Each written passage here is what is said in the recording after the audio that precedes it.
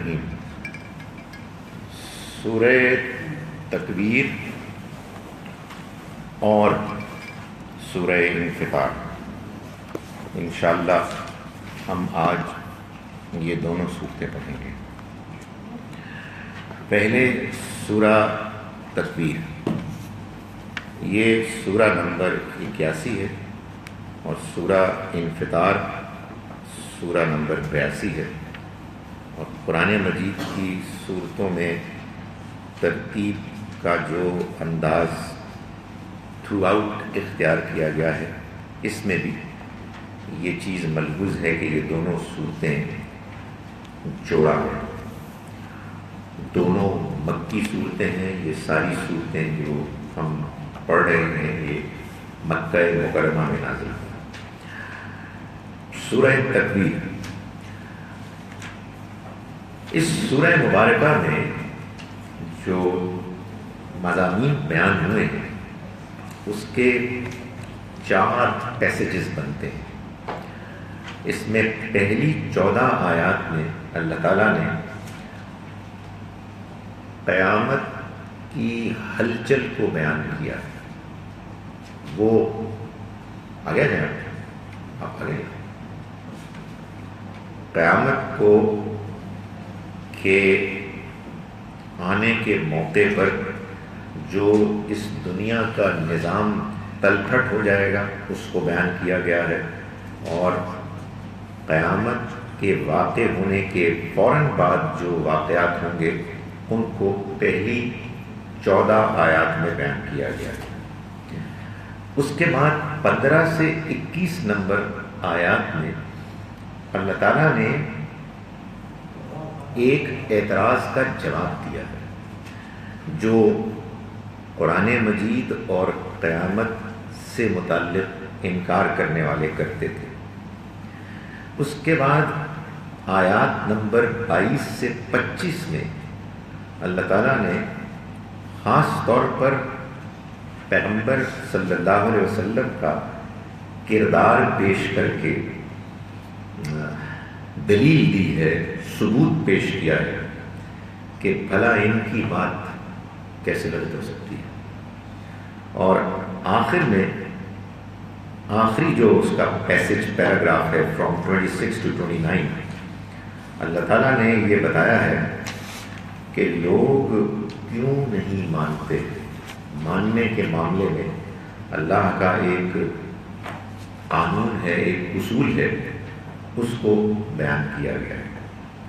تو پہلے سورہ تکویر کی پہلی 14 آیات، اعوذ باللہ من الشیطان الرجیم، بسم اللہ الرحمن الرحیم۔ اذا الشمس کورت، جب سورج کی بساط لپیٹ دی جائے گی۔ یہ جو قیامت کے احوال میں جو ہلچل، جو ہنگامہ ہوگا، اس کا بیان قرآن میں بار بار آتا ہے۔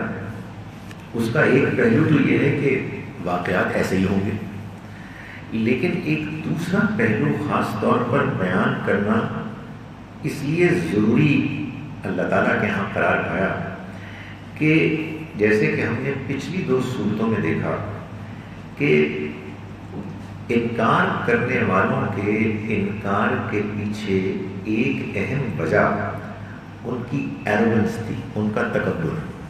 یعنی وہ یہ سمجھتے تھے کہ وہ بڑی چیز ہے، تو ان کے سامنے اگر کوئی ایسا شخص کوئی پیغام پیش کر رہا ہے کہ جس کے بارے میں وہ یہ دعویٰ کرتا ہے کہ وہ اللہ کا پیغام ہے، اور ہم کو وہ پیغام پیش کرنے کے لیے نہیں کہا گیا، تو کیوں نہیں کہا گیا جبکہ ہم سپیریئر ہیں، ہم بہتر ہیں، ہم زیادہ مالدار ہیں،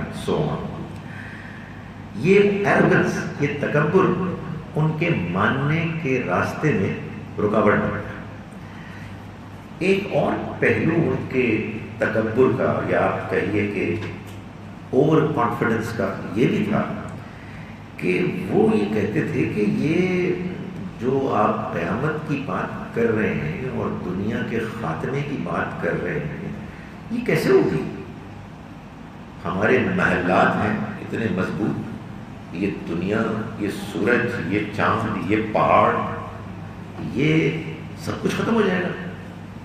یہ مسٹ بی کڈنگ، ایک ایروگنس تھا. تو اللہ تعالیٰ اس کو قرآن مجید میں بار بار بیان کرتا ہے کہ ختم ہو جائے گا، پاش پاش ہو جائے. تو فرمایا کہ اذا الشمس کورت، جب سورج کی بساط لپیٹ دی جائے گی. یہ کورت یہ ویسے وہ بھی ہے، کہتے ہیں کہ جو انگریزی کا کور ہے نا وہ بھی اسی سے ہے. تو کچھ ہوتا ہے بعض اوقات الفاظ ایک زبان سے دوسرے میں جاتے ہیں. وَإِذَا النُّجُومُ انْكَدَرَتْ، اور جب ستارے ماند پڑ جائیں گے. یہ دنیا اور دنیا میں سورج کا رول اس وقت تمہارے لیے دائرے میں بڑی ایک غیر معمولی حیثیت رکھتا ہے. مگر جس دن اللہ یہ طے کرے گا کہ اس دنیا کو، اس کے نظام کو ختم کرنا ہے، تو سورج کی بساط لپیٹ دی جائے گی، چار جو ستارے ہیں ماند پڑ جائیں گے. وَإِذَا الْجِبَالُ سُيِّرَتْ، اور جب پہاڑ چلا دیے جائیں گے. پہاڑوں کے بارے میں خاص طور پر ان کو کافی اعتماد ہوتا تھا کہ یہ مضبوط ہیں، کھڑے ہوئے ہیں، ان کو کون ہلا سکتا ہے. اور عرب کے ویسے پہاڑی بڑے سخت راکس ہوتے تھے نظر آتے ہیں، اور ان کو تو اپنی جگہ سے کوئی ہلا نہیں سکتا. تو اللہ تعالیٰ نے قرآن مجید میں بار بار بیان کیا ہے کہ روئی کے گالوں کی طرح ہی اڑتے ہیں، ان کی کوئی حیثیت نہیں ہوگی. وَإِذَا الْعِشَارُ عُطِّلَتْ، اور جب 10 ماہ کی حاملہ اونٹنی چھوڑ دی جائے گی. پہلی 3 آیات میں تو اللہ تعالیٰ نے یہ بات بیان کی کہ دنیا کی جو بڑی بڑی عظیم چیزیں ہیں جن سے تم متاثر ہو ان کا خاتمہ ہو جائے گا. اب اللہ تعالیٰ یہ بات بیان فرما رہے ہیں کہ اسی طرح سے جو تمہیں محبوب ہیں چیزیں، بہت پسند ہیں، تم ان سے بالکل بیزار ہو جاؤ گے، ان کی کوئی حیثیت نہیں ہوگی، وہ بے وقت ہو جائیں گے. چنانچہ اس زمانے میں ایک بڑی حیثیت، قدر و قیمت رکھنے والی چیز اونٹ ہوتے تھے، اور خاص طور پر وہ اونٹنی کہ جو حاملہ ہوتی تھی اور اس کے حمل کو 10 مہینے ہو جاتے تھے اور اس سے بچہ نکلنے کا وقت آ گیا ہوتا تھا، تو وہ خاص طور پر اس کی بڑی دیکھ بھال کرتے تھے. تو اللہ تعالیٰ بتا رہے ہیں کہ جس وقت 10 ماہ کی حاملہ اونٹنی چھوڑ دی جائے، یعنی اس کو کوئی نہیں پوچھا ہوگا، چھٹی پڑی ہوگی، پھری ہوگی وہ.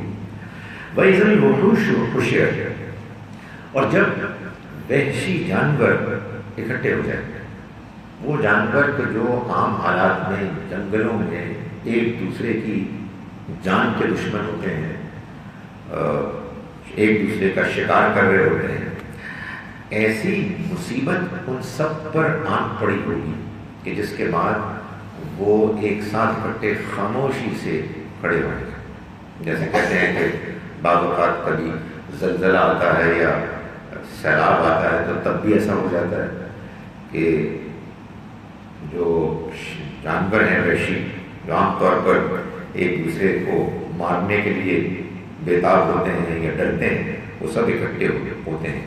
اس دن بھی ایسا ہو جائے گا. وَإِذَا الْبِحَارُ سُجِّرَتْ، اور جب سمندر ابل پڑیں گے، یہ سمندر، یہ دریا کے جو آج اپنی سطح پر پانی کو جب قائم رکھتے ہیں تو اس کے نتیجے میں یہ ہوتا ہے کہ لوگ ان سے فائدہ اٹھاتے ہیں، ان کے نتیجے میں ظاہر ہے کہ معاملات چلتے ہیں، کشتیاں چلتی ہیں، لیکن اس دن یہ ابل پڑے گے. وَإِذَا النُّفُوسُ زُوِّجَتْ، اور جس دن انسان جوڑوں میں، کیٹیگریز میں تقسیم ہو جائیں گے. یعنی یہ وہی بات ہے کہ جس کو اور جگہوں پر یوں بیان کیا گیا کہ اللہ تعالیٰ انسانوں کو ان کے اعمال اور عقائد کے لحاظ سے الگ الگ کر دیں گے. جیسے کہ سورہ واقعہ میں بتایا کہ وَكُنْتُمْ أَزْوَاجًا ثَلَاثًا، اور تم ہیں انسانوں 3 مختلف کیٹیگریز میں، 3 گروہوں میں تقسیم ہو جاؤ گے. یعنی اپنے ایمان، اپنے عقائد، اپنے اعمال، اپنے کردار کے لحاظ سے۔ تو فرمایا کہ جس دن یہ انسان ان نفوس زبجت، ان کے جوڑے بنا دیے جائیں گے، ان کے مختلف کیٹیگریز بنا دی جائیں گے۔ وَإِذَا الْمَوْءُودَةُ سُئِلَتْ، اور ظاہر ہے کہ یہ جو اب بات یہاں سے بیان کرنی شروع کی گئی ہے، یہاں سے اب گویا کہ احوال قیامت، یعنی جو قیامت کے برپا ہونے کے بعد جب لوگ اٹھیں گے، جیسا کہ کل بھی بات ہوئی، دوسرا سور پھونکا جائے گا، اور جب سب لوگ اٹھ جائیں گے تو اس کے بعد اللہ تعالیٰ بیان فرما رہے ہیں کہ کیا ہوگا کہ لوگ مختلف کیٹیگریز میں بٹ جائیں گے، اور پھر کیا ہوگا، وَإِذَا الْمَوْءُودَةُ سُئِلَتْ، اور جس وقت زندہ درگور کی گئی لڑکی سے پوچھا جائے گا، بِأَيِّ ذَنبٍ قُتِلَتْ، کہ وہ کس جرم کے نتیجے میں دفن کی گئی، یعنی قتل کی گئی، کس گناہ کی پاداش میں اسے قتل کیا گیا۔ یعنی معلوم ہوتا ہے کہ جب حساب کتاب شروع ہوگا تو سب سے پہلے حساب کتاب لیا جائے گا ان مظالم کا کہ جو ان کے ساتھ کیے گئے کہ جو بالکل بے بس، کمزور، بے یار و مددگار تھے۔ یعنی ظلم کی انتہا ہے کہ جو بچی اپنے باپ کے ہاتھوں ماری جائے، وہ باپ کے جس کی یہ اخلاقی ذمہ داری تھی کہ وہ اس کی دیکھ بھال کرے، اس کو پالے پوسے، اور وہی ہے کہ جو اس کو قتل کر کے دفن کرتا ہے۔ یہ عرب کے اس جاہلی دور میں بعض جگہوں پر بعض سنگدل لوگ ایسا کرتے تھے، یا تو اس وجہ سے کہ مفلسی کا ڈر تھا، جیسے کہ قرآن نے بتایا، یا پھر بعض لوگ ایک غیرت کے مبالغہ آمیز ایک تصور کو ذہن میں رکھتے ہوئے کہ بیٹی ہوئی ہے تو پھر کوئی داماد ہوگا، اس کو برداشت کرنا پڑے گا، اینڈ سو آن۔ تو وہ اپنے اس جاہلانہ اس تصور کی وجہ سے ان کو قتل کر کے دفن کرتے تھے۔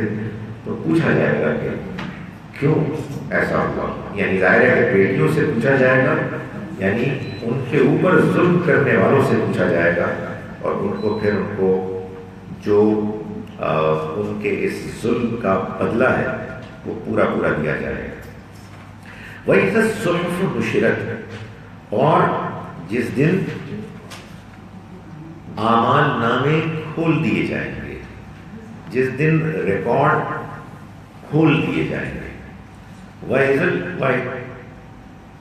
الصُّحُفُ نُشِرَتْ وَإِذَا السَّمَاءُ كُشِطَتْ، اور جس دن آسمان کی کھال کھینچ دی جائے گی۔ اصل میں کشتت جو ہے یہ جانوروں کی جب آپ کھال نکالتے ہیں تو وہ سرخ ہوتی ہے، تو یہ آسمان کی اس سرخی کو بیان کرنے کے لیے یہ اسلوب اختیار کیا گیا کہ جب آسمان کی کھال کھینچ لی جائے گی، وَإِذَا الْجَحِيمُ سُعِّرَتْ، اور جب جہنم بھڑکائی جائے گی، دہکا دی جائے گی۔ یعنی معلوم ہوتا ہے کہ حساب کتاب کا معاملہ شروع ہونے والا ہوگا، اور اس سے پہلے اسی کی مناسبت سے ان لوگوں کے لیے کہ جو مجرم ہوں گے ان کی سزا کا موقع تیار کر دیا جائے گا۔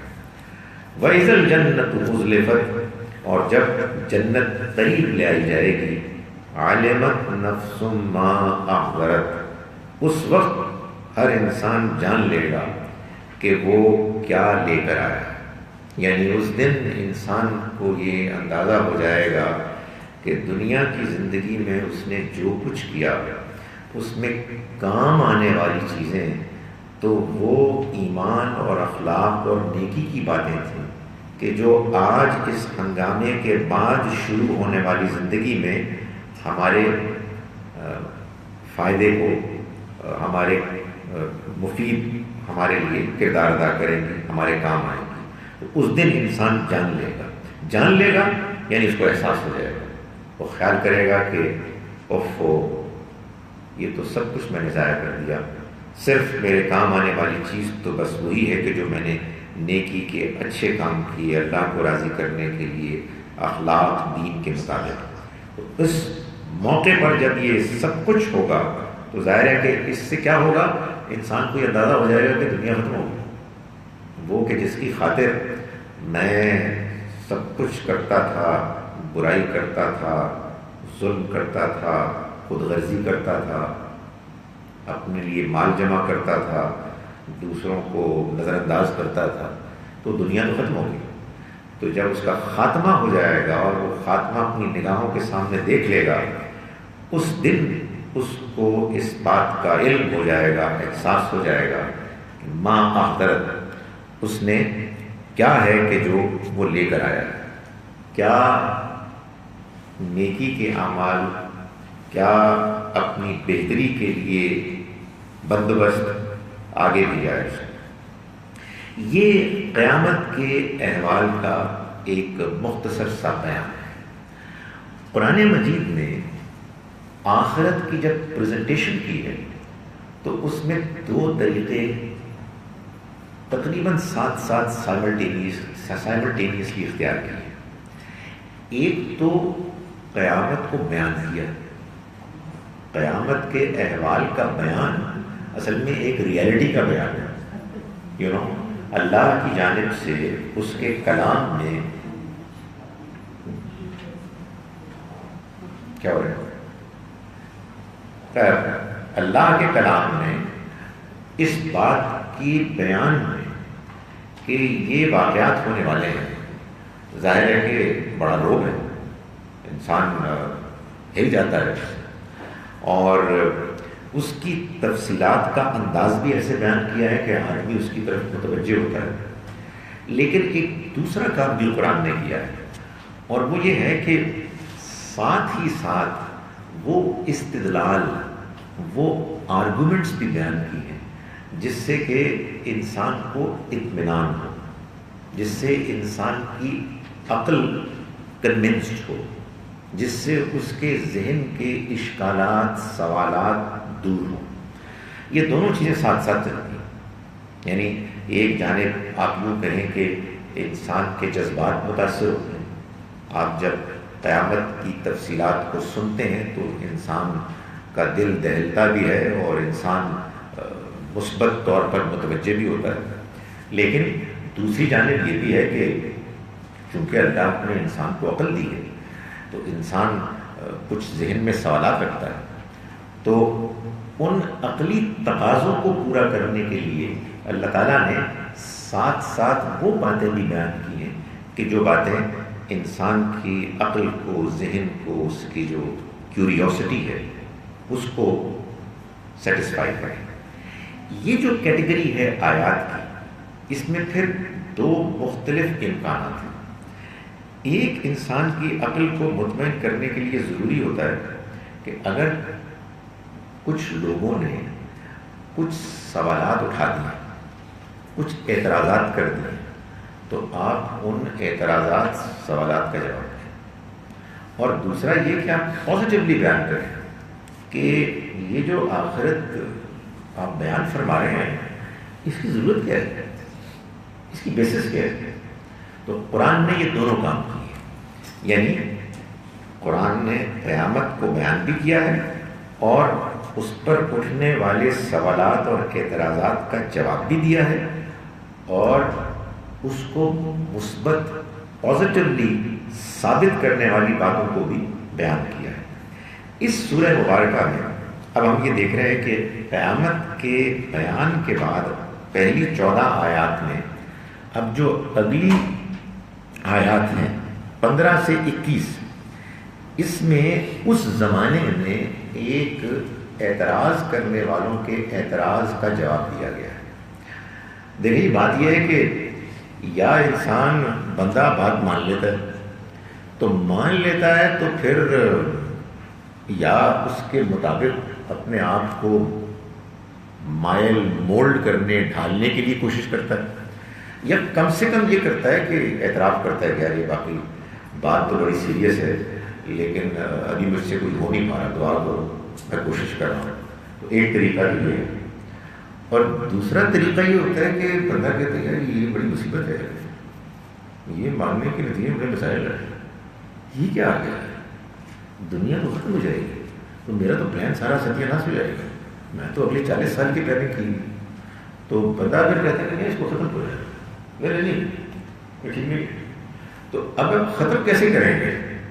کوئی دلیل، کوئی ثبوت، کوئی ریفرنس، کوئی کانسٹیٹیوشن کا کوئی شک کوئی بیان کرنی پڑے گی نا، ایسے تو نہیں کچھ کریں گے۔ تو پھر وہ باتیں کرتے تھے۔ مکے کے انکار کرنے والوں میں کچھ لوگ ایسے تھے کہ جو یہ کہتے تھے کہ یار تم ان باتوں سے متاثر ہو رہے ہو، are you taking it seriously, تمہیں پتہ نہیں ہے یہ مذہبی ٹائپ لوگ ہوتے ہیں، کاہن، درویش، یہ ان کا تعلق ہوتا ہے جنات سے، اور وہ ان کو لا کے کچھ کلام القاء کر دیتے ہیں شیطانی، وہ پھر اس کو بیان کرتے ہیں، لوگ متاثر ہوتے ہیں۔ تو اسی ٹائپ کا یہ بھی کلام ہے، تو تمہیں یہ معلوم ہے ایسے لوگ تو ہیں یہاں ہمارے پاس، تو تم اس سے اتنے متاثر کیوں ہو؟ یہ باقاعدہ قرآن مجید میں بیان ہوا ہے کئی جگہوں پر کہ نبی اکرم صلی اللہ علیہ وسلم کی اس دعوت کو رد کرنے کے لیے ایک طریقہ یہ بھی اختیار کیا گیا۔ تو اللہ تعالیٰ نے فرمایا کہ فَلَا أُقْسِمُ بِالْخُنَّسِ، چنانچہ نہیں، میں قسم کھاتا ہوں ان ستاروں کی کہ جو پلٹتے ہیں، یعنی قسم کھاتا ہوں، یہ میں پہلے بھی بتا چکا ہوں، قرآن مجید نے جہاں بھی قسم کھائی ہے یہ اصل میں گواہی اور دلیل کے طور پر کھائی، یعنی جو بات آگے بیان کی جا رہی ہے اس بات کے ثبوت کے لیے، اس کے حق میں ایویڈنس پرووائڈ کرنے کے لیے۔ تو چنانچہ اللہ تعالیٰ فرماتے ہیں کہ نہیں جب آئے گا تو اس کا مطلب ہوگا کہ پیچھے کسی بات کی نفی ہو رہی ہے، یعنی نہیں، یہ شیطان کا الہام نہیں ہے، یعنی یہ جو اعتراض کر رہے ہیں یہ ایسی بات نہیں ہے۔ اقسم بالخنس، میں ان ستاروں کو گواہ کے طور پر پیش کرتا ہوں کہ جو ہٹ جاتے ہیں، الجوار الکنس، جو چلتے ہیں اور چھپتے ہیں، یعنی یہ اصل میں ایک تو یہ کہ اگرچہ کہ ستاروں کا ذکر نہیں کیا گیا مگر ان کی وہ صفات بیان کر دی کہ جو اس زمانے میں بھی ستاروں کے لیے استعمال ہوتی تھیں، اور اس میں یہ بتا دیا کہ یہ ستارے اور ان کے اندر جو ایک اہتمام ارینجمنٹ موجود ہے کہ جس میں جب جنات آسمان سے کسی پیغام کو چوری کر کے چھین کے نکلتے تھے تو ان کے اوپر سنگ باری ہوتی تھی۔ یہ قرآن سے معلوم ہوتا ہے کہ قرآن کے نزول سے پہلے بھی کبھی کبھی ہوتا تھا، لیکن قرآن کے نزول کے زمانے میں تو یہ پہرا، یہ ارینجمنٹ اتنا زیادہ مضبوط ہو گیا کہ بعض جنات نے جب اس کو آبزرو کیا تو انہوں نے آپس میں اس کو ڈسکس کیا کہ اب تو معلوم ہوتا ہے کہ تم کہیں قریب جانے کی کوشش کرو گے تو تمہارے پیچھا کرے گا ایک شعلہ۔ تو اللہ نے اس کو بیان کیا، اس کی گواہی دے کر کہ نہیں، یہ بات جو قرآن کے حقانیت کے خلاف کر رہے ہیں یہ بات ٹھیک نہیں ہے۔ میں گواہی کے طور پر پیش کرتا ہوں ان ستاروں کو جن کے اندر یہ اہتمام ہے، جو ہٹتے ہیں آگے بڑھتے ہیں، یعنی ان کے اندر سے جو شعلہ نکلتا ہے وہ آگے بڑھتا ہے۔ اور واللیل اذا عسعس والصبح اذا تنفس، اور رات کو جب وہ پیچھے ہٹتی ہے اور صبح کو کہ جب وہ سانس لیتی ہے یعنی رات کے اندھیرے کے بوجھ سے باہر نکلتی ہے اور وہ سانس لیتی ہے، یعنی ایک آپ سمجھیں کہ سمبولکلی اس کو بیان کیا گیا۔ اور یہ بات بتانی اس میں مقصود ہے کہ یہ جو اس وقت گمراہی اور جہالت کا اندھیرا چھایا ہوا ہے، اس قرآن مجید کے آنے کے نتیجے میں اب وہ دھیرے دھیرے چھٹ رہا ہے اور آہستہ آہستہ صبح کی روشنی نمودار ہو رہی ہے۔ تو قرآن مجید نے اس کو یوں بیان کیا اور پھر یہ فرمایا کہ اِنَّهُ لَقَوْلُ رَسُولٍ کریم، یقیناً یہ ایک مکرم، ایک باعزت رسول کا کلام ہے۔ رسول سے مراد قرآن مجید میں اللہ کے وہ پیغمبر بھی ہیں کہ جن کو کہ اللہ تعالیٰ دنیا میں انسانوں کے پاس بھیجتا ہے، اور رسول سے مراد فرشتے بھی ہیں کہ جو اللہ کے پیغام پہنچانے والے ہیں۔ قرآن مجید نے سورہ حج کی ایک آیت میں اس کو بیان کر دیا ہے کہ اللہ یستفی من الملائکۃ رسلا ومن الناس، اللہ چن لیتا ہے فرشتوں میں سے بھی رسول اور انسانوں میں سے بھی۔ تو یہاں رسول کریم سے مراد جبرائیل علیہ السلام ہے، یعنی یہ جو کلام پیغمبر صلی اللہ علیہ وسلم کو ملا اور آپ نے اس کو سنایا، یہ کسی شیطان جن کا القاء کیا ہوا کلام نہیں ہے، وہ تو لا ہی نہیں سکتے۔ ان کے لیے تو اب ہم نے ستاروں میں ایسی ارینجمنٹ کر دی ہے، ہم اس کی گواہی پیش کرتے ہیں کہ وہ ان کو مار بھگا کریں۔ یہ تو کلام جو پیش کیا جا رہا ہے یہ ایک ایسے فرشتے کا ہے، رسول کا ہے کہ جو کریم ہے، یعنی بڑے عزت والے ہیں۔ یہ بھی ریفرنس اگر اس کا الٹ دیکھیں تو کیا ہے کہ وہ جو جنات لاتے ہیں وہ رجیم ہیں، یعنی مارے گئے، راندہ درگاہ، آگے کا ذکر آ رہا ہے، اور یہ عزت والے، ان کو کوئی چھیڑنے کے لیے سوچ بھی نہیں سکتا۔ یہ اللہ کے مقرب فرشتے ہیں۔ ذی قوت عند ذی العرش مکین، یہ بڑی قوت والے ہیں اور عرش والے کے ہاں ان کا بڑا مقام ہے، ان کو بڑی حیثیت حاصل ہے۔ یہ وہ لے کر آئے ہیں، اس لیے اس کو اس کے ساتھ آپ کمپیئر نہ کریں۔ اے لوگوں، تم ان کی اس کرٹیسزم کو، ان کے اس پروپیگنڈے کو کوئی حیثیت نہ دو۔ یہ کلام اللہ کے ایک محترم فرشتے لے کے آئے ہیں، بڑی قوت والے ہیں اور عرش والے کے ہاں ان کو بڑا مقام حاصل ہے۔ مطاع ثم امین، ان کا حکم مانا جاتا ہے، یعنی فرشتوں میں بھی وہ لیڈر ہیں، ان کا سٹیٹس ایسا ہے کہ ان کی بات مانی جاتی ہے۔ اور ثم امین، ساتھ ساتھ یہ بھی ہے کہ وہ امانت دار ہے، یعنی وہ جو بات ان کو دی جاتی ہے وہ بے کم و کاست، بغیر کسی کمی یا اضافے کے پہنچا دیتے ہیں۔ یہ جبرائیل علیہ السلام کے بارے میں اللہ تعالیٰ نے بات بیان فرمائی اور اس غلط فہمی کو دور کیا کہ جو لوگ پھیلا رہے تھے کہ یہ نعوذ باللہ کسی شیطان جن کا القاء کیا ہوا پیغام ہے، اس لیے تم اس کو کیوں سیریسلی لے رہے، اس سے کیوں متاثر ہو رہے۔ اب اگلا جو پیراگراف ہے جو آیت نمبر 22 سے 25 تک ہے، اس میں جبریل علیہ السلام کے بعد نبی اکرم صلی اللہ علیہ وسلم کے کردار کو پیش کیا گیا ہے۔ اگر آپ دیکھیں تو قرآن اللہ سے آیا، جبرائیل علیہ السلام کے ذریعے سے نبی اکرم صلی اللہ علیہ وسلم کے قلب مبارک پر، اور پھر یہ انسانوں کو ملا۔ تو اللہ تعالیٰ اس کے ایک ایک کڑی کو واضح کر رہے ہیں کہ اگر تمہیں یہ بتایا جا رہا ہے کہ موت کے بعد ایک اور زندگی ہے اور یہ دنیا کی زندگی یہ ختم ہونے والی ہے، تو یہ اتنی اوتھینٹک بات ہے، اتنی ریلائبل بات ہے کہ اس کا انکار کیا ہی نہیں جا سکتا۔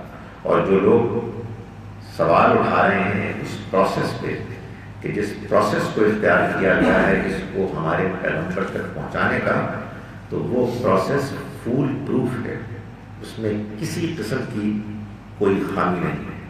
فرمایا وما صاحبکم بمجنون، چنانچہ اے لوگوں، یعنی اے مکے کے لوگوں، قریش کے لوگوں، تمہارے یہ ساتھی کوئی دیوانے نہیں ہیں۔ اس میں ایک بڑا اہم اشارہ، ایک دلیل، ایک ایویڈنس ہے کہ تم ان کو جانتے ہو، یہ کوئی اجنبی نہیں ہے، تمہاری اپنی بستی میں تمہارے ساتھ رہتے ہیں، تم خود ان کو الصادق اور الامین کے القاب دے چکے ہو، تو تم ان کے بارے میں کوئی بدگمانی رکھتے ہو، ان کے بارے میں کوئی منفی بات تم کہہ رہے ہو؟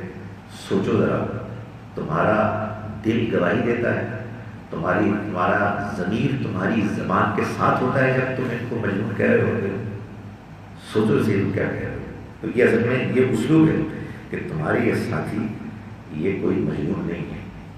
وَلَقَدْ رَآهُ بِالْأُفُقِ الْمُبِينِ، اور انہوں نے تو دیکھا اس کو یعنی اس فرشتے کو، جس فرشتے نے جبرائیل علیہ السلام نے ان کے دل پر کلام نازل کیا، انہوں نے ان کو دیکھا بالافق المبین، کھلے افق پر، ہورائزن پر، یعنی جب وہ آئے وہی نازل کرنے کے لیے تو انہوں نے صاف اپنی نگاہوں سے ان کو دیکھا۔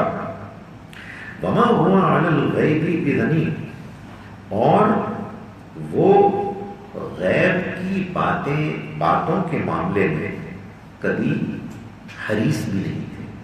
یہ بھی ایک بڑی امپورٹنٹ نبی اکرم صلی اللہ علیہ وسلم کے کردار کے بارے میں بات بتائی گئی۔ بعض مذہبی لوگ ہوتے ہیں، مذہبی کیا غیر مذہبی بھی، کہ جن کو اپنی نیکی اور اچیومنٹس کو شو آف کرنے کا شوق ہوتا ہے، اور خاص طور پر اگر ان کو کوئی خبر یا خبریں مل جائیں غیب کی تو پھر وہ سناتے ہیں۔ بلکہ معلوم ہوتا ہے دنیا میں، جس کو آپ کہتے ہیں نا روحانی دنیا، اس میں بہت سارے لوگ ہیں جو درویشی اختیار کرتے ہیں، چلے کاٹتے ہیں یہ جاننے کے لیے کہ کچھ خبریں مل جائیں۔ لوگ ہمارے پاس آئیں، ہم ان کو بتائیں کہ ہم نے یہ چیزیں دیکھی، اور پھر لوگوں کے روحانی پرابلمس کو سالو کریں۔ اس میں بڑا آدمی کے لیے ایک مقام ہوتا ہے، لوگ احترام کرتے ہیں، مذہبی آدمی کا احترام بڑا ہوتا ہے، تو لوگ اس کے لیے باقاعدہ اہتمام کیا کرتے تھے۔ اس کے مقابلے میں مکے میں ایک اللہ کا بندہ تھا، انتہائی سچا، انتہائی امانت دار، اور غیب کی خبروں کے معاملے میں کوئی دلچسپی نہیں، اس لیے کہ یہ بڑی چیپ چیز ہوتی ہے۔ مطلب اس کے لیے ایک کردار کا مناسب کھڑیا بن چاہیے آدمی، کہ جس میں آپ پہلے ڈھونڈ رہے ہیں کہ کوئی خبر ملے، اور پھر لوگوں کو متاثر کرنے کے لیے آپ کہیں کہ میں نے آج یہ دیکھا۔ تو اللہ تعالیٰ متوجہ کر رہے ہیں مکے والوں کو کہ وما ہوا علی الغیب بضنین، یہ تو غیب کے بارے میں کبھی بھی حریص نہیں تھے کہ کہیں سے خبریں لا کے تمہیں سنائیں، تو ان کو دیکھ چکے ہو، ان کے اندر تو اس طرح کی کسی بات کا کوئی شائبہ بھی نہیں۔ وما ہوا بقول الشیطان الرجیم، اور نہ ہی یہ کسی شیطان مردود کا قول، یعنی یہ کسی جن کا لایا ہوا القا کیا ہوا کلام نہیں ہے، بلکہ ہم بتا چکے ہیں کہ یہ تو اللہ کے فرشتے کا جو انتہائی معزز قابل احترام ہے ان کا کلام ہے۔ آخری پیراگراف میں اللہ تعالیٰ یہ بتا رہے ہیں کہ اس ساری پریزنٹیشن کے باوجود لوگ نہیں مانتے، تو سب سے پہلے تو ایک افسوس اور حسرت کا اظہار ہے، فَأَيْنَ تَذْهَبُونَ فَأَيْنَ تَذْهَبُونَ، تو کدھر چلے جا رہے ہیں؟ اتنی کلیئر بات جاننے کے باوجود، اتنی مؤثر پریزنٹیشن کے باوجود، اتنی بڑی حقیقت کے جان لینے کے باوجود تم کیا کر رہے ہو؟ تمہیں اپنی لیڈرشپ کی پرواہ ہے، تمہیں اپنے مال دولت کی پریشانی ہے، تمہیں اپنی چودراہٹ، اپنے تعلقات، ان کے بارے میں کدھر جا رہے ہو؟ What's wrong with you? یہ یعنی لٹرلی معلوم ہوتا ہے کہ اسی انداز کی بات ہے، فَأَيْنَ تَذْهَبُونَ، تم کہاں کھوئے جاتے ہو، کہاں چلے جا رہے ہو؟ إِنْ هُوَ إِلَّا ذِكْرٌ لِّلْعَالَمِينَ، یہ کچھ بھی نہیں ہے سوائے ایک یاد دہانی کی تمام جہان والوں کے لیے۔ یعنی مکے والوں، تم اپنے نصیب، اپنی قسمت کو جانو۔ پوری دنیا کے انسانوں کے لیے اللہ نے اس کلام کو بھیجا ہے، اور کہاں سے اوریجنیٹ ہو رہا ہے؟ تمہاری سرزمین سے، تمہارے اپنے ایک ساتھی کو اللہ نے یہ کلام دیا ہے، اس کی قدر کرو، بجائے اس کے کہ تم سب سے پہلے اس کے دشمن بن رہے ہو۔ کتنی بدنصیبی ہے تمہاری۔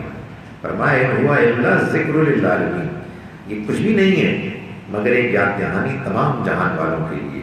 یعنی اس میں یہ بات بھی ہے کہ تمہاری کتنی بدنصیبی ہے کہ تم اس کو اگنور کر رہے ہو، اور یہ بھی اعلان ہے نہیں کرنا نہ کرو، یہ تو تمام جہان والوں کے لیے ہے، اور تم اگر نہیں کرو گے تو اور حاصل کر لیں گے۔ کون حاصل کر لے گا اس کو؟ کون اس کو پائے گا؟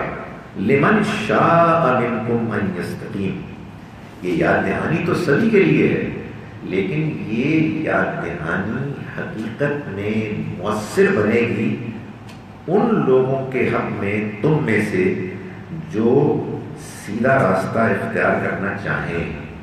لمن شاء منکم ان یستقیم، جو چاہے تم میں سے کہ سیدھا راستہ اختیار کرے۔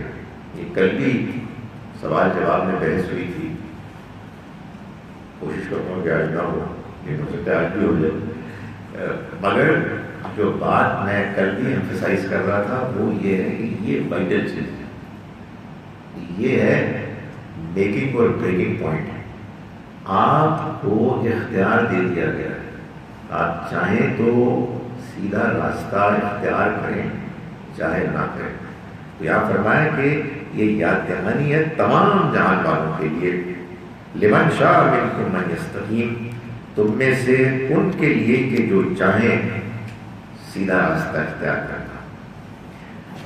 کیوں چاہیں گے آپ، اور بعض دوسرے لوگ کیوں نہیں چاہیں گے؟ آپ اس لیے چاہیں گے کہ دنیا کے بارے میں بعض سوالات ہیں جن کا کوئی جواب نہیں ہے سوائے اس جواب کے کہ جو اللہ نے خود نازل کیا۔ میرے اندر اس جواب کے لیے پیاس، بھوک، بے چینی رکھ دی گئی ہے، اور اس پیغام میں اس کا بہترین مؤثر تسلی بخش جواب دے دیا گیا ہے، لیکن ساتھ ہی دنیا کو بڑا رنگین بنا لیا گیا، اس میں بڑی لالچ رکھی گئی ہے، کھونے کے، غافل ہونے کے، لالچ میں پڑنے کے بڑے امکانات ہیں۔ یہی کشمکش ہے جس میں ہم کو مبتلا کیا گیا ہے۔ تو فرمایا کہ تمام جہان والوں کے لیے ایک یاد دہانی ہے، ان کے لیے تم میں سے جو سیدھا راستہ اختیار کرنا چاہیں۔ اور آخر میں فرمایا وما تشاءون، اور تم نہیں چاہ سکتے، تم نہیں چاہ سکتے سیدھا راستہ اختیار کرنا، الا ان یشاء اللہ رب العالمین، سوائے اس کے کہ اللہ جہان والوں کا رب پروردگار وہ چاہے۔ یعنی تم کو ہدایت ملے گی اگر تم چاہو گے، لیکن تم خود چاہ بھی نہیں سکتے، تم خود نہیں چاہ سکتے سوائے اس کے کہ اللہ چاہے کہ تم چاہو۔ اور اللہ کیوں چاہے گا کہ تم چاہو، یا وہ کیوں چاہے گا کہ تم نہ چاہو؟ اس لیے کہ اللہ کو تمہارا سارا کچھ پتہ ہے، ہی نوز ایوری تھنگ اباؤٹ یو، اسے پتہ ہے کہ تم ایک دیانتدار آدمی ہو یا تم ایک مکار آدمی ہو، تو وہی فیصلہ کر سکتا ہے۔ تو جس کے بارے میں وہ چاہے گا اس کے اندر ارادہ پیدا ہوگا، اور وہ ارادہ اس کو اس کی طرف مائل کرے گا، اس کی قدر کرے گا۔ اور جس کے بارے میں وہ چاہے گا کہ اس کے اندر یہ ارادہ پیدا نہ ہو، اس لیے کہ وہ اس کو ڈیزرو نہیں کرتا، اس لیے کہ وہ مغرور ہے، وہ لالچی ہے، وہ دھوکے باز ہے، وہ مکار ہے، تو وہ چاہے ایسا شخص بھی کیوں نہ ہو کہ اس کے سامنے اللہ کا پیغمبر کھڑا ہو کے اس کو اللہ کا پیغام اس کی اپنی زبان میں سنا رہا ہو، وہ نہیں چاہ سکے۔ اس لیے کہ یہ تو فیصلہ وہی اللہ کرے گا کہ تمام جہان والوں کا پالنے والا ہے۔ یہ سورہ تکویر تھی۔ اس کے بعد اس کی جوڑا سورہ ہے سورہ انفطار۔ جس ترتیب سے ہم چل پڑے ہیں اس میں اب ہم جوڑے ہی پڑھیں گے۔ اگر دو جوڑے بھی پڑھے تو کم سے کم ایک تو پڑھیں گے۔ یہ میں نے پچھلی 2 صورتوں کو ذرا مصنوعی طور پر کھینچ کے لمبا کیا تھا 1 گھنٹے کے لیے، ورنہ وہ بھی جوڑے میں پڑھی جا سکتی تھی۔ اس کی جوڑا سورہ ہے سورہ انفطار۔ یہ مجھے بتانے کی ضرورت ہی نہیں کہ یہ جوڑا کیسے ہے، اس کی شکل ہی بتا رہی ہے۔ بعض تو آپ کو بتانے پڑتے ہیں کہ یہ ٹوئنز ہیں، اس لیے کہ ہم بتا رہے ہیں۔ بات کرتے ہیں شکلیں ایک طرح کی، اس میں تو کوئی شکل نہیں، تو وہ بھی شروع ہوئی اذا الشمس كورت واذا النجوم انكدرت، یہ بھی ایسی شروع ہوئی اذا السماء انفطرت واذا الكواكب انتثرت، جب آسمان پھٹ جائے گا۔ یہ بھی وہی مسئلہ تھا کہ عرب کے لوگ کہتے تھے ہمارے محلات یہ کیسے ٹوٹیں گے، اور یہ محل اس دنیا کا ایک حصہ ہے، آسمان بڑا مضبوط ہے، کوئی شگاف نظر نہیں آ رہے، یہ کیسے ڈس ممبر ہوگا؟ تو فرمایا نہیں، سب کچھ ختم ہو جائے گا جب آسمان پھٹ جائے گا۔ وَإِذَا الْكَوَاكِبُ انتَثَرَتْ، جب ستارے بکھر جائیں گے۔ وَإِذَا الْبِحَارُ فُجِّرَتْ، اور جب سمندر پھوٹ پڑے گے، بہہ نکلیں گے، اپنے آخر سے باہر ہو جائیں گے۔ وَإِذَا الْقُبُورُ بُعْثِرَتْ، اور جب قبریں کھول دی جائیں گی، یعنی اس وقت اس طرح سے کہ قبروں میں دفن ہیں لوگ، قبریں پھٹ جائیں گی، کھل جائیں گی اور نکل کھڑے ہوں گے۔ عَلِمَتْ نَفْسٌ مَا قَدَّمَتْ وَأَخَّرَتْ، وہاں آیت نمبر 14 میں کہا گیا تھا عَلِمَتْ نَفْسٌ مَا أَنذَرَتْ، جان لے گا ہر انسان کہ اس نے آگے کیا بھیجا۔ یہاں اس میں ایک اضافہ ہے، عَلِمَتْ نَفْسٌ مَا قَدَّمَتْ وَأَخَّرَتْ، جان لے گا ہر انسان کہ اس نے کیا آگے بھیجا اور کیا پیچھے چھوڑا۔ یعنی وہ جب یہ دیکھے گا کہ دنیا کا خاتمہ ہو گیا ہے، ایک نئی دنیا وجود میں آ گئی ہے، تو وہاں جا کے اس کو احساس ہوگا کہ میں نے اس دنیا کے لیے، ہمیشہ کی زندگی کے لیے، آزمائش والی دنیا سے کیا بھیجا، اس میں کیا کما کے لایا اور وہاں کیا چھوڑا۔ یعنی وہ موقع جو مجھے نیکی کمانے کے ملے تھے، میں کہاں چھوڑا ہے۔ وہ حسرت سے ہم کو یاد کرے گا کہ ملا تو مجھے بہت موقع تھا، لیکن میں اس موقع کو پیچھے چھوڑا ہے۔ تو جب دنیا کی بساط لپٹ جائے گی، یہ دنیا کے جو ابھی چونکہ جاری ہے، اس لیے انسان کی ساری دلچسپی اسی میں ہے، اور وہ آخرت جو نظر ہی نہیں آ رہی، اس لیے اس کی جانب لوگ متوجہ ہی نہیں ہیں۔ تو جب یہ دنیا ختم ہو جائے گی اور اس آخرت کا آغاز ہوگا، تو آدمی محسوس کرے گا، سوچے گا، اس کو خیال ہوگا کہ کیا ہے کہ جو اس نے آگے بھیجا اور کیا ہے کہ جو پیچھے چھوڑ گیا ہے۔ اس کے بعد اگلی 3 آیات میں، یعنی آیت نمبر 6 سے 8 تک، اللہ تعالیٰ نے یہ بتایا کہ یہ جو انکار لوگ کرتے ہیں اس کی وجہ کیا ہے، اور ساتھ ہی یہ بتایا کہ آخرت کے ہونے کی دلیل، ثبوت، اس کو بیان کیا، یعنی ایک پہلو کو بیان کیا۔ جیسے کہ میں نے گزارش کی کہ یہ دونوں چیزیں ساتھ ساتھ ہوتی ہیں۔ قرآن ہم کو آگاہ بھی کرتا ہے، جو جوڑتا بھی ہے، یہ آپ کہیے کہ کائنڈ آف ایک ایموشنل چیز ہے، لیکن قرآن ساتھ ساتھ جو عقل کا تقاضا سوال ہے اس کو بھی ایڈریس کرتا ہے۔ تو فرمایا کہ یا ایھا الانسان، اے انسان، ما غرک بربک الکریم، تمہیں اپنے کریم رب سے کس چیز نے دھوکے میں ڈال دیا، یعنی کس چیز نے تمہیں اس فریب میں مبتلا کیا کہ تمہارا یہ خیال ہے کہ اس نے تم کو بنا کر چھوڑ دیا ہے اور اب وہ تم سے جواب دہی نہیں کرے گا، تم کو مسئول نہیں ٹھہرائے گا اس چیز نے کہ وہ کریم ہے، وہ تمہیں ڈھیل دیتا ہے، وہ تمہاری غلطیوں پر تمہیں نظر انداز کرتا ہے، تمہیں فوراً ٹوکتا نہیں ہے۔ اس وجہ سے تمہارے اندر یہ چیز پیدا ہو رہی ہے کہ شاید یہ کبھی بھی نہیں ہوگا۔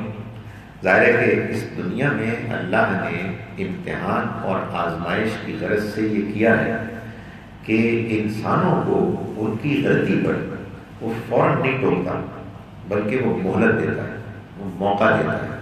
یہی اس کی کریم النفسی ہے۔ اسی سے انسان کو غلط فہمی ہو جاتی ہے۔ ظاہر ہے کہ اگر دنیا میں انسان کی غلطی پر اس کو فوراً ٹوک دیا جائے، ہر جھوٹ بولنے کے موقع پر اس کے منہ پر ایک تماچا پڑے یا کم سے کم چھالا نکل آئے، تو پھر کون پاگل انسان ہے جو جھوٹ بولے؟ مصیبت یہ ہوتی ہے کہ جھوٹ بولنے سے انسان کو زیادہ پیسے ملتے ہیں، وہ زیادہ مقبول ہوتا ہے، پاپولر ہوتا ہے، لوگ خوش ہوتے ہیں۔ تو جھوٹا وظیفہ سنائے کہ لوگ کا وزن کہنا لگاتا ہے، آدمی کرے بڑا زبردست کام کیا ہے۔ تو اس کے نتیجے میں آدمی کا حوصلہ بڑھتا ہے، وہ جھوٹ بولتا ہے، دھوکہ دیتا ہے، چوری کرتا ہے، اینڈ سو آن۔ تو یہ اللہ کا کرم ہے کہ اس نے دنیا میں انسان کو موقع فراہم کیا ہے کہ وہ اپنی غلطی کی اصلاح کرے، وہ اپنے آپ کو ٹھیک کرے۔ وہ فوراً ہی اس کو نہیں پکڑتا، لیکن یہی وہ چیز ہے کہ جس سے انسان دھوکے میں پڑ جاتا ہے۔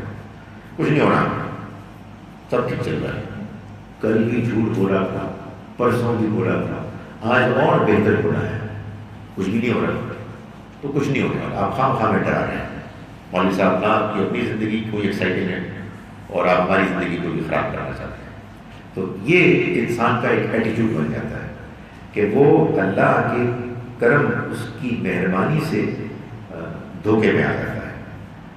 الذی خلقک فسواک فعدلک، وہ تمہارا کریم رب جس نے تم کو پیدا کیا، تمہیں بنایا، فسواک، پھر اس نے تمہیں فنیشنگ ٹچز دیے، تمہارے نوک پلک سنوارے۔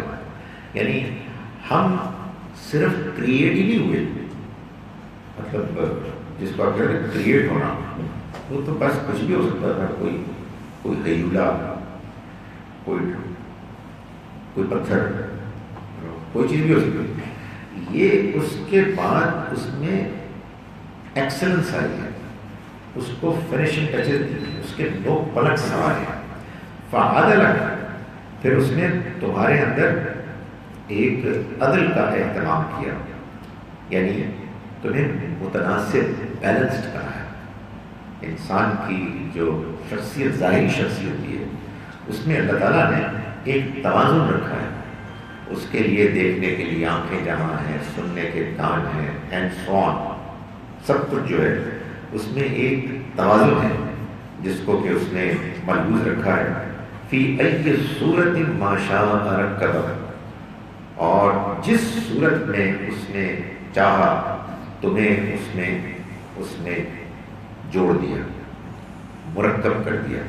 یعنی اللہ تعالیٰ یہ فرما رہے ہیں کہ اپنی ظاہری شخصیت ہی کو دیکھ کے اندازہ کرو کہ کیا تم کو اپنے آپ کو اور دوسرے انسانوں کو دیکھ کر یہ لگتا ہے کہ یہ ایک بس ایسے ہی بے دھیانی میں غیر سنجیدہ سا کام کیا گیا ہے اور اس کا کوئی مقصد نہیں ہے، اور جس نے یہ بنایا ہے تم کو یہ ایک مرتبہ بنانے کے بعد دوبارہ نہیں بنا سکتا، نہیں ہے، بیکار بات۔ انسان اگر اپنے وجود کو دیکھے جیسے کہ وہ بنایا گیا، اس حقیقت کو دیکھے کہ جیسے کہ اس کو پالا جا رہا ہے، اس کی زندگی کو ممکن بنایا جا رہا ہے، تو انسان محسوس کرتا ہے کہ حیرت انگیز مختلف عوامل، فیکٹرز، فینومینا ایک دوسرے کے ساتھ تعاون کر رہے ہیں، ایک دوسرے کے ساتھ مل کر انسانی زندگی کو ممکن بنا رہے ہیں۔ تو اللہ تعالیٰ یہ فرماتے ہیں کہ اس تمہارے کریم رب نے جس نے یہ سب معاملہ تمہارے ساتھ کیا ہے، اس کے بارے میں تم یہ گمان کرتے ہو کہ وہ اس بات کا کوئی خیال نہیں رکھے گا، اسے اس کی کوئی پرواہ نہیں ہے کہ چاہے کوئی ظلم کرے، اور چاہے کوئی نیکی کرے، چاہے لوگوں کی خدمت کرے، چاہے لوگوں کو ذلیل کرے، اسے اس سے کوئی فرق نہیں پڑتا۔ تم اپنے رب کے بارے میں جس نے تمہاری یہ شکل و صورت، یہ شخصیت بنائی ہے، تم یہ خیال کرتے ہو کہ دنیا میں تمہیں اس طرح سے بنانے کے بعد بس وہ چھوڑ دے گا کہ جو جس کو چاہے مارے، جو جس کے ساتھ ظلم کرے، اسے اس سے کوئی فرق نہیں پڑتا؟ Is that what you really blue? یہ سوال اٹھایا جا رہا ہے۔ فرمایا کلا، اب یہ اگلا پیسج شروع ہو گیا فرام 13 to 16، نہیں فرام 9 to 12، 9 سے 12، جس میں اللہ تعالیٰ نے جو اصل مرض ہے اس کو بیان کیا، اور اس مرض کو بیان کرنے کے بعد یہ بتایا ہے کہ اس مرض کے نتیجے میں انکار کرنے کی شکل میں کیسی عجیب صورتحال پیدا ہو گئی۔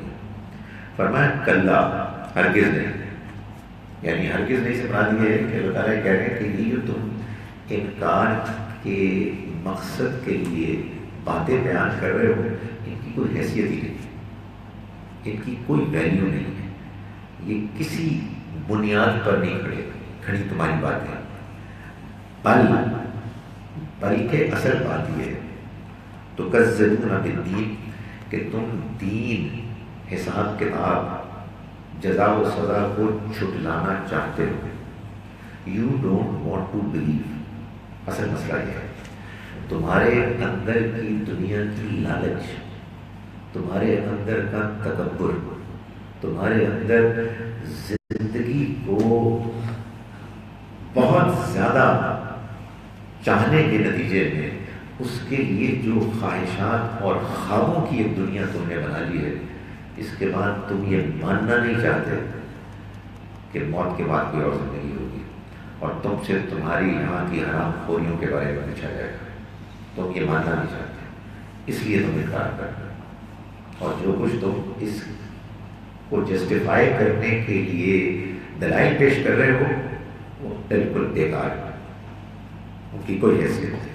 یہ الفاظ ہیں کلا، ہرگز نہیں، اس کا مطلب یہ ہے جو تم کچھ کہہ رہے ہو یہ نان سینسیکل ہے۔ بلکہ اصل بات یہ ہے تو کذبون بالدین، تم حساب کتاب کو جھٹلانا چاہتے ہو، تم انکار کرنا چاہتے ہو، تم ماننا نہیں چاہتے۔ وَإِنَّ عَلَيْكُمْ لَحَافِظِينَ، حالانکہ تمہارے اوپر حافظ، نگران مقرر ہے۔ یعنی یہ وہ بات ہے کہ کتنی عجیب بات ہے، تم یہ اعلان کر رہے ہو کچھ نہیں ہوگا، کوئی حساب کتاب نہیں ہوگا، سب جھوٹ ہے، اور این اس وقت جب تم یہ فضول بات کر رہے ہو تمہارے اوپر فرشتے مقرر تمہاری بات سن رہے ہیں۔ صرف پرابلم یہ ہے کہ نظر نہیں آ رہا۔ اسی طرح کی ایک بات قرآن مجید میں ایک اور جگہ کی بڑی عجیب سی، یعنی اس بات کو سمجھنے کے لیے سورہ قلم میں، سورہ نون میں، کہ کچھ باغ والے تھے جن کا ایک باغ تھا جس میں انہیں فصل کو کاٹنا تھا، پھل توڑنے تھے، اور وہ چنانچہ ارادہ کر کے نکلے کہ ہم جائیں گے اور فصل کاٹیں گے، اور یہ جو آتا ہے نا مسکین وغیرہ کھانا لینے کے لیے کہ ہمیں بھی پھل دے دو، ہمیں کوئی نہیں دیں گے، ایسی تیسی ہوگی۔ اور وہ نکلے اور آپس میں یہ پلاننگ کر رہے تھے کہ اب ہم جائیں گے اور توڑیں گے اور خوب فصل لیں گے اور واپس آئیں گے۔ اور قرآن یہ بتا رہا تھا کہ اینڈ اس وقت کہ جب یہ باتیں کر رہے تھے فصل تباہ ہو چکی تھی، اٹ واز ناٹ دیئر۔ سورہ قلم نون۔ تو یہ وہی والی چیز ہے کہ ادھر تو بکواس کر رہے ہو کہ کچھ نہیں ہونا، ادھر اینڈ اس وقت فرشتے یہ روک کر رہے۔ تو فرمایا کہ وَإِنَّ عَلَيْكُمْ لَحَافِظِينَ، تمہارے اوپر فرشتے نگران مقرر ہیں۔ یہ کون ہیں؟ کرامن کاتبین، یہ عزت والے معزز لکھنے والے ہیں، یعنی معزز لکھنے والے ہیں، یعنی کوئی رشوت نہیں دی جا سکتی۔ کیا کہیں یار میری قبضہ سے لکھ لے، ایسا نہیں ہو سکے، وہ محترم عزت والے شریف ہیں اور وہ کسی قسم کی کوئی غلط چیز نہیں لکھیں گے.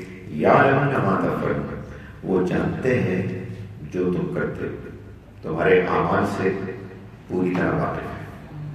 تو یہ پیراگراف تھا چھوٹا سا، آیت نمبر 9 سے 12 تھا.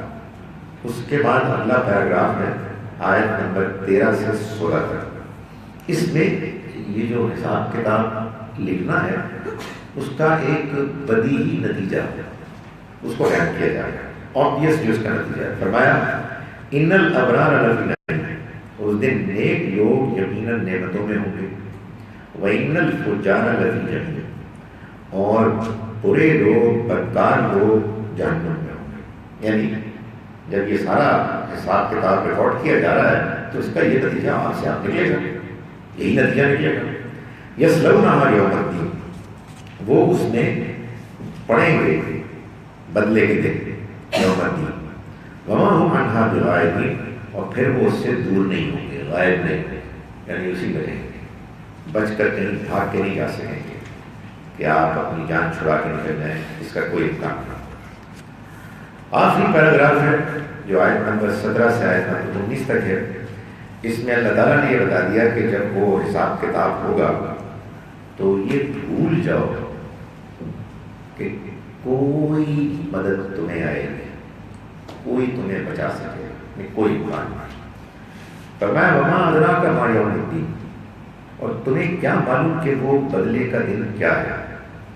ثم ما ادراک ما یوم الدین، پھر بتاؤ کہ وہ بدلے کا دن کیا ہے. یعنی یہ سوال کا دہرانا یہ اصل میں متوجہ کرنے کے لیے یہ ہوتا ہے. بعض اوقات آپ بھی محسوس کرتے ہوں گے، میں بھی کبھی کبھی محسوس کرتا ہوں کہ آپ جب بات کر رہے ہوتے ہیں تو آپ محسوس کرتے ہیں کہ اللہ تعالیٰ کو دیکھ تو رہا ہے، سن بھی رہا، تو آپ کو کہنا پڑتا ہے کہ میری گل سن رہے ہو، تو اللہ تعالیٰ دوہرا رہے ہیں اس بات کو، متوجہ کر رہے ہیں. Are you listening? تو میں کیا بتا کہ وہ بدلے کا دن کیا ہے، پھر کیا معلوم ہے تم کو کہ وہ بدلے کا دن کیا ہے. یعنی مطلب یہ کہ ہم جو بات بتا رہے ہیں سن لو کان کھول کر. یوم لا تملک نفس لنفس شیئا، جس دن کوئی انسان کسی دوسرے انسان کے کام نہیں آئے گا، شیئا کچھ بھی، ذرا بھی. والامر یومئذ للہ، اور فیصلہ سارے کا سارا اس دن اللہ کے ہاتھ میں. کسی قسم کی کوئی سفارش، کسی قسم کی کوئی مدد سرے سے نہیں. یہ وہی بات ہے کہ جو سورہ بقرہ میں اللہ تعالیٰ نے بنی اسرائیل کو خطاب کر کے کہی کہ واتقوا یوما، اور ڈرو اس دن سے، لا تجزی نفس عن نفس شیئا، جس دن کوئی انسان کسی دوسرے انسان کے کام نہیں آئے گا. ولا یقبل منہا شفاعت، نہ اس کی طرف سے کوئی شفاعت سفارش قبول ہوگی. ولا یؤخذ منہا عدل، اور نہ ہی کوئی پیمنٹ وصول کر کے اس کو چھڑا لیا جائے گا. ولا هم ینصرون، اور نہ ہی ان کی خارج سے کوئی مدد کی جائے گی. تو یہ دو صورتیں ہیں، ان میں اللہ تعالیٰ نے قیامت کی ہولناکی کو بیان کر کے واضح کیا ہے کہ یہ محض ڈراوا دھمکاوا نہیں ہے، بلکہ یہ ایک حقیقت ہے جس کو اگر تم مان لو تو یہی تمہارے لیے بہتر ہے. ورنہ وہ دن آ جائے گا اور اس دن پھر اللہ کی پکڑ سے ان لوگوں کو کوئی نہیں چھڑا سکے گا کہ جو اس کے ہاں مجرم قرار پائیں. اقول قولی ھذا واستغفر اللہ. پہلا مرحلہ ہوتا ہے ٹائم پر اپنی گفتگو کو مکمل کرنا، تو وہ تو طے ہو گیا. اب آپ کے سوالات میں سنوں گا، اور وہ مائک میں کہاں ہے مائک؟ وہ پیچھے میں.